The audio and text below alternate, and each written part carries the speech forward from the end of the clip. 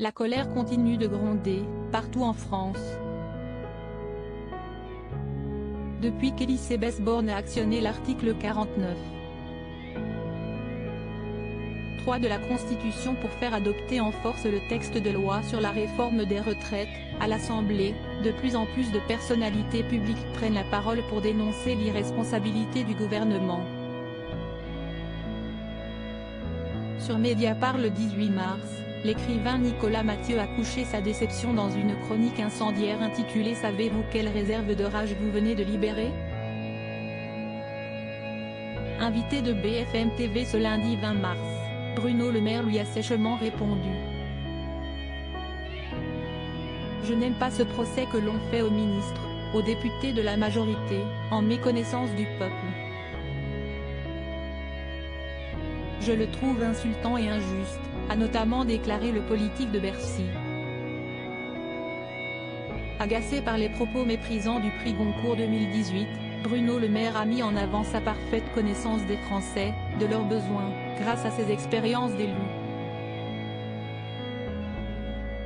Je le dis après 20 ans d'expérience, où j'ai arpenté tous les départements français. Je suis allé, comme ministre de l'Agriculture, à la rencontre de tous nos compatriotes les plus modestes, délaissés, en difficulté, a-t-il soutenu, montant peu à peu dans les tours, visiblement blessé par les critiques de l'écrivain. Si je fais de la politique, si est-ce d'abord pour eux.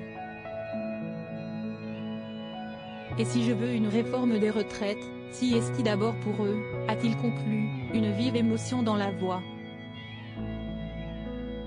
Supérieur à Elisabeth Borne, Bruno Le Maire, découvrez les ministres à leur début. La motion de censure contre Elisabeth Borne rejetée ce lundi 20 mars se tenait par ailleurs au Palais Bourbon le vote d'une motion de censure transpartisane, engageant l'avenir de la Première ministre et de son gouvernement. À 9 voix près, la motion a été rejetée. Elisabeth Borne et ses ministres sont donc pour le moment assurés de conserver leur poste, tandis que la réforme, elle, va bel et bien être appliquée dès l'été 2023. Une nouvelle qui réjouit sans aucun doute l'occupante de Matignon, dont le discours a été vivement contesté à l'Assemblée nationale, le 16 mars dernier. Après coup, l'émotion aurait submergé le bras droit du président de la République qui, retiré auprès des élus de son camp, aurait laissé s'échapper quelques larmes. Crédit photo, capture d'écran BFM TV.